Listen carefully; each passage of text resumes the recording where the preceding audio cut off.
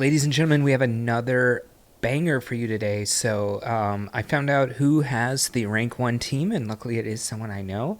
So I saw what team they were using, and I decided to play some sets myself.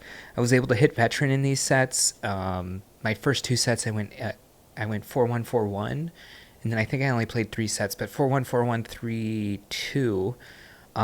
This team's insane. So, and it's got a really weird move set for the team as well. So it's actually going to be Wigglytuff in the lead with a double.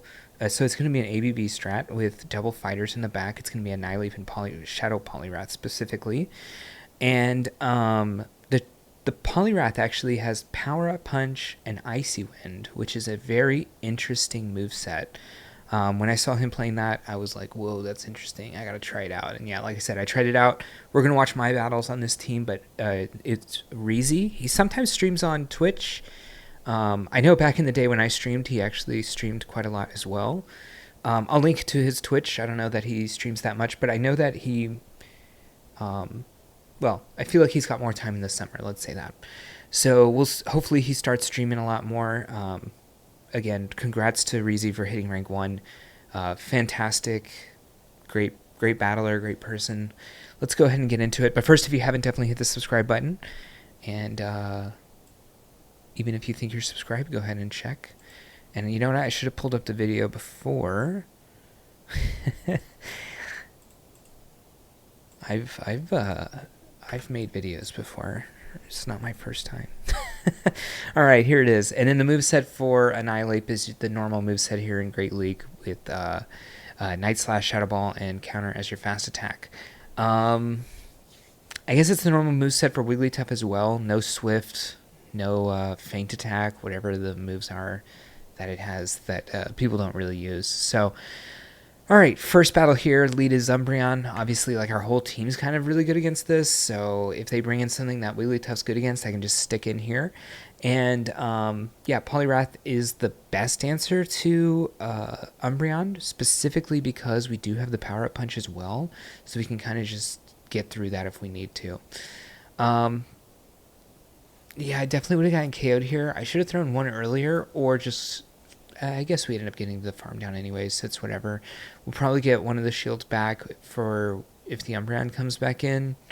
They end up coming in with a Skarmory. So I can probably come in Poliwrath here and just start ramping it, basically. Yeah. I mean, basically, we're going to go for the counter down here, and then we still have the we're obviously going to shield Skarmory, and then we'll already be pumped up going into the Umbreon. They're not really going to get another chance at a...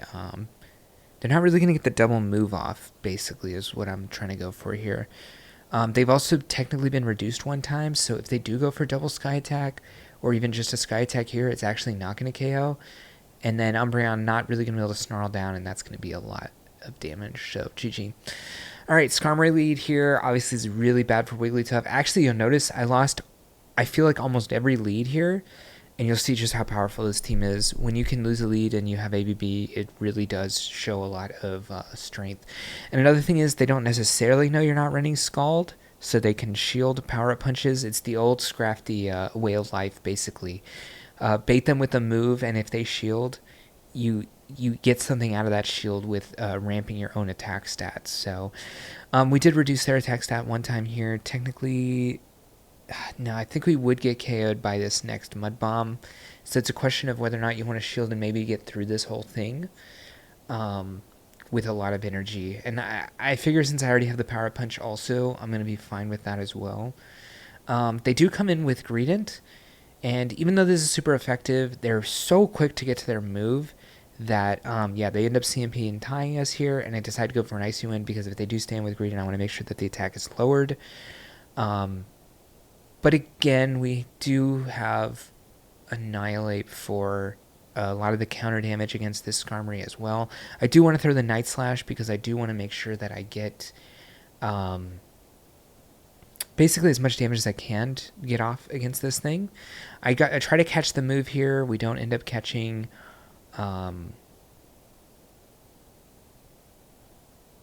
Sky Attack actually even KO from here. I'm not 100%. Oh, Brave Bird definitely does. But that means they're also not close to a move, and then we'll be able to farm everything down in the back. Alright, Sand Slash. We bring in the Poliwrath. They bring in the Azumarill. So Azumarill is a little bit tough with this team in any of the slots. We would much rather see it in the front where I play out the Zero Shields with Wigglytuff. But when we get into the back matchups, Azumarill obviously is insanely good against our back line. The only thing is with extra shields, Annihilape is obviously really good against the Azumarill. And then I guess we end up lowering the attack is what I'm trying to think about here. We end up lowering the attack a lot for the Azumarill going into the Wigglytuff matchup, so then Wigglytuff gets a farm down. And then we have a lot of energy on Wigglytuff. Whether or not that converts to anything is to be determined. But we still have 2 shields for Annihilape, and Annihilape is great in 2 shield scenarios. We're obviously going to switch because they did show the Sand Slash. They end up coming in with the Feraligatr, but we have a little bit of an energy advantage. And CMP in this matchup is very random. The person who's going to win ties is what I mean, because both of these are basically the same attack step. What am I saying? The same attack stats. So it really comes down to IVs, literally. It might as well be a mirror match. So I end up getting both shields, which is great. I can shield the Hydro Cannons here. They are going to be the strongest moves. And then they're going to have the Alolan Sand Slash, but it is Shadow, so it does take a lot of damage, even though that these charms are resisted and this Disarming Voice is resisted. But yeah, it taking this much damage as still having a shield means that, well, one, we're probably going to survive even without the shield. We're probably going to survive a drill run, but it'll be close. They do come in Dugong here. They instantly forfeit, but I probably should have come in with Poliwrath, to be honest. This guy's going to go to 7, which is perfect timing for him, and then it's either going to be Ice Beam or Water Pulse. Water Pulse is probably worst case scenario for us. Technically, 2 Water Pulses would have KO'd. Here, I felt like I made a mistake. I feel like I really wish I would have came in with Poliwrath. But again, these are some of my beginning games, and I was thinking maybe,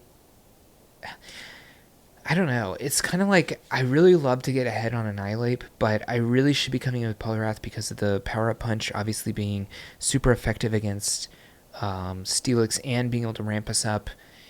Yeah, I would be swapping into good matchups. I would be swapping into Poliwrath basically.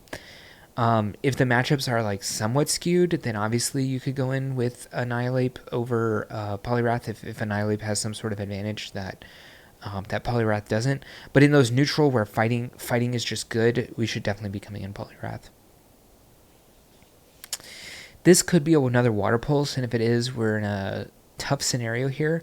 But this is where Power Up Punch really comes in handy, because if they go for the Aerial Ace, we're actually going to CMP, but almost no one is running.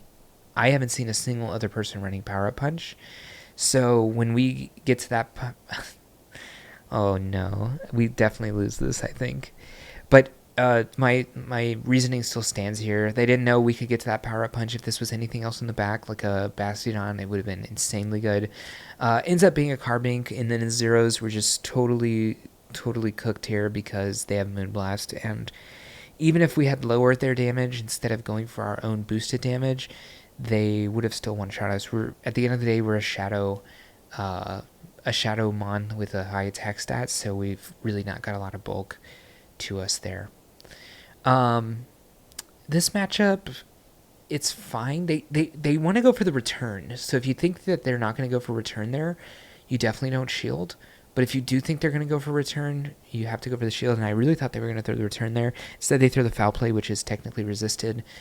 And I probably have to shield through this to try to maintain switch. Or, I'm sorry, to win switch. But at least we're pumped up. We have a lot of energy here. I could really use it against everything else. And they end up just forfeiting. All right, Wigglytuff and a Wigglytuff. I actually came into this lead a couple times. I think one time I won CMP. This is the CMP one I win, and I think I lose CMP a different time. But if I had thrown Disarming Voice, I actually would have KO'd. I'm 99% sure. But it's fine, I guess. We're going to get a counter advantage on something, and then this is where you really have to pick your poison. I still end up coming in with Annihilape, even though I said getting that extra energy and getting closer and closer to pups is obviously really good for Poliwrath. I'm probably going to switch after this, just try to get the shield advantage here. Switch, at least for resisting the water guns. They end up coming in with a Lickitung, and this is another place where Power Up Punch is really amazing because just like Scrafty all those seasons ago against the Lickitung, if you get that one Power Up Punch, you really don't have to do too much. You get to Power Up Punch through all the... Ooh, I hit the mic. All the way through this matchup. And I thought they were going to throw Grass Knot there, so I decided to shield, but they don't get to another move anyway, so it doesn't really matter in the end of the day. And then I actually go for the Icy Winds here, because at this point I'm like, maybe I just won't even shield the Poliwrath, and I'll just lower the attack of this Lantern, and then I end up shielding anyways.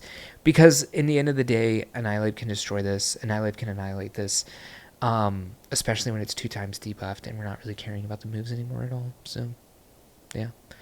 Actually, Poliwrath ends up probably being able to farm this down unless this is Thunderbolt. And if I remember right, I think it is Thunderbolt. I did play these battles 4 hours ago.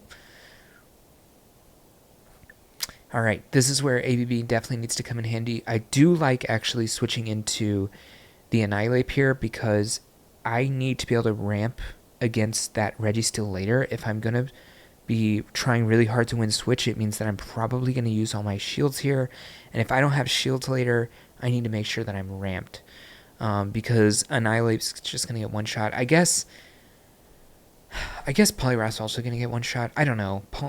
With a little bit of an energy advantage, Annihilape can really take shields, I'm hoping, but Azumarill is so tanky, but I'm going to shield this, and I'm going to go for the winning shield scenarios here.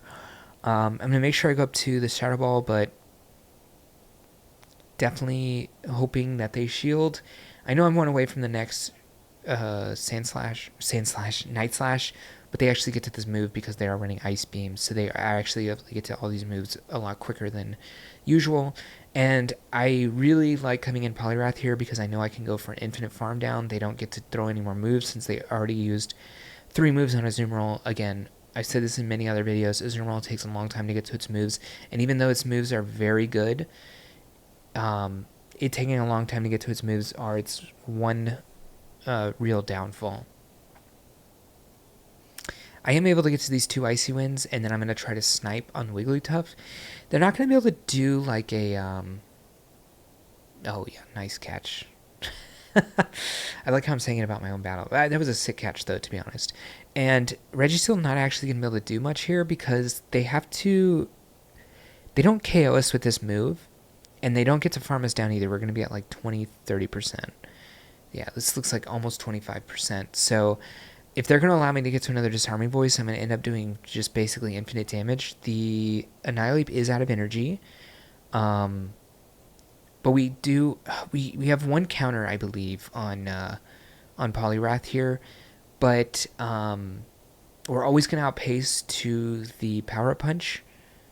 And the Power Punch will KO. I don't want them to catch, so I threw as fast as possible. I guess I could have possibly countered down. It would have been risky, though. But even though Annihilape double resists the counters here, obviously it is enough to destroy it.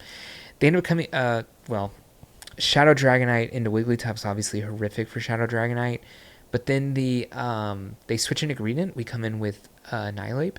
Even with this attack boost, I think technically... the next Trailblaze doesn't KO us either, so I'm not too worried about it, since I'm going to KO in one. We get the attack boost. Technically, it doesn't really do much here. I guess maybe it forces this shield on the Dragonite. I do remember this Dragonite does shield.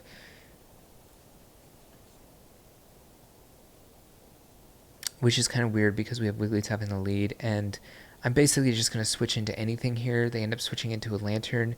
That's fine. We do have Power Up Punch. They technically don't KO us without throwing Thunderbolt. But we have a shield advantage, and Dragonite doesn't do anything to Wigglytuff, so I decide already here, I'm probably going to shield at least once through this matchup. If I get it low enough, maybe I won't shield at all, but I probably will just double shield through this matchup. No real reason not to, because any excess energy we get through this, we can also use as an Icy Wind against the Dragonite, which is double super effective against Dragonite as well. So I'm okay going to the double shield here because I know I can definitely get to the Icy Wind. And also it doesn't really matter. We still have the full Wigglytuff in the back. They can't really threaten us. I guess maybe if they have... Man, if they have Hurricane, that would be insane. But No, we end up getting him down. All right, another lost lead, just the millionth lost lead here. Another switch into the Azumarill. This one did switch in a lot later, so I'm hoping that I can go for the double Shadow Ball here. They seem to always shield the first Shadow Ball, which makes sense. Why would I ever bait the first one? But I don't know. Maybe one of these days I'll risk it for the baiting. But I feel like that's just asking for trouble. So I go for the shield scenarios here anyways. They do throw the Poliwrath, so maybe they don't have the Ice Beam, which means they won't be able to outpace like the last one did. I'm always just going to go for good pacing here. I'm definitely going to shield this. This one is getting a lot lower. So I do think that Night Slashes will be able to KO. And they're not necessarily close to a move here either. So they probably just let this go. Oh, it's kind of interesting. Because I feel like this does KO even though it's resisted. Annihilape just has such a high attack stat. Oh, they actually lived. We got the boost again? Wait, is this the same? Oh, they did have Ice Beam. And we actually end up getting less farm here on the Poliwrath. Although this Power Punch is actually so good for us because it gives us the opportunity to actually really do a lot of damage to this. We would technically resist every move Feraligatr has. I do go for CMP knowing that I'll lose CMP because I just want to make sure that this is gone. Crunch resisted, Ice Beam resisted, Hydro Cannon resisted. Probably better to just go Hydro Cannon. Maybe they're going for it at defense drop, which they actually did get. But we have such a high attack stat now against this Sand Slash that's double. That counter is double super effective against. They end up switching into the Feraligatr. I could switch into Poliwrath here, I guess, if I wanted to. Yeah, and I end up doing that. I'm going to take one move here. It's going to be Hydro Cannon. And then I'm hoping to farm this down before it gets to the next Hydro Cannon. And going to have Icy Wind for the Goodra, which is super effective. But it's not going to KO or anything, so not that big a deal for them. Although I'm going to assume that they don't know I have Power Punch, and hopefully they think, wow, he got to another Icy Wind that's going to KO my Goodra. But they don't. They played it really well. I should probably just come in Wigglytuff. Technically doesn't do a lot of damage. Oh, they end up coming in with a Skarmory. I throw this move into it just trying to do anything. My switch clock wasn't up, but I did stay in a little longer than I needed to. But the counters are going to be enough here. I could actually just double shield counter this all the way down and then just counter down the Goodra too, because unless it has like Draco Meteor, it's not going to KO my Annihilape. And it probably is not going to KO the Wigglytuff either with any fast attacks. So, GG. Charge a Bug. Well, if we're going to see it anywhere, it being in the front is best case scenario for us. They don't get to throw double discharge. We're actually going to be one away from the Disarming Voice or even the Icy Wind. Probably worth going Icy Wind here because Wigglytuff going to lose this matchup anyways. And if they do end up shielding, at least we'll be able to lower the attack for the Annihilape to come in afterwards. And yeah, be able to take out this Charge a Bug, and at least it'll be reduced. Definitely come in Annihilape because it is super effective, obviously, against Poliwrath, so we don't want that. And I still have two shields with the Poliwrath in the back.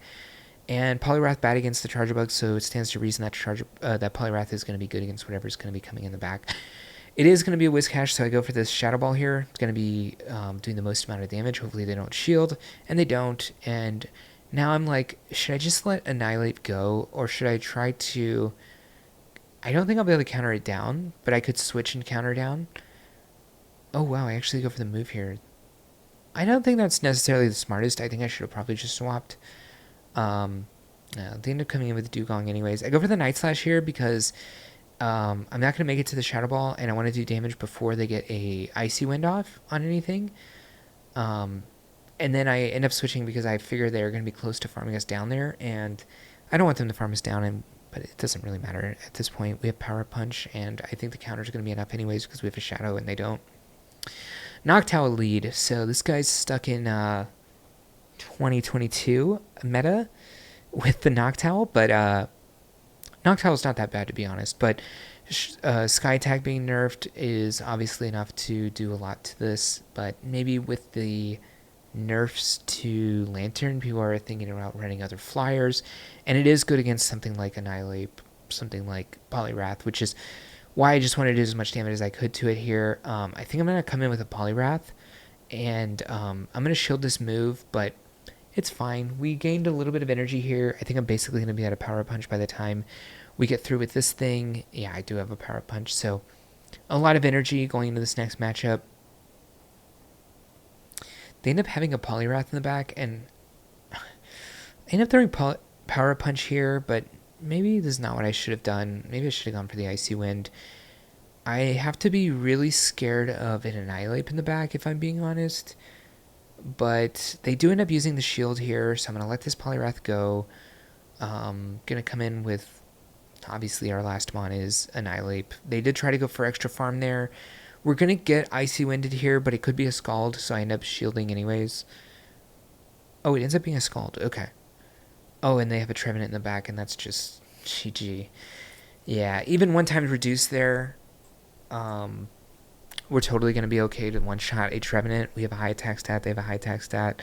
That's going to be good for us there. So, yeah, Reezy hit rank 1 on the leaderboard. I think that is 2934, which is insane. That is a high number this early into the season. But, yeah, this team obviously did really well. I was going to showcase another team on the PB Poke chart, but I saw another content creator did do that as well. So, I'm not going to use that team.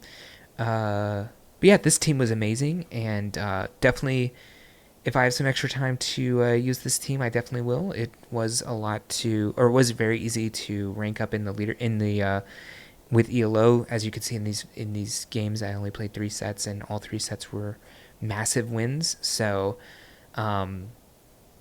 yeah, thank you so much for watching this video and supporting the channel. And if you like this video, hit the like button, and if you haven't, definitely hit the subscribe button. And I'm going to put a link to Reezy's Twitch channel in the description below. Definitely check him out.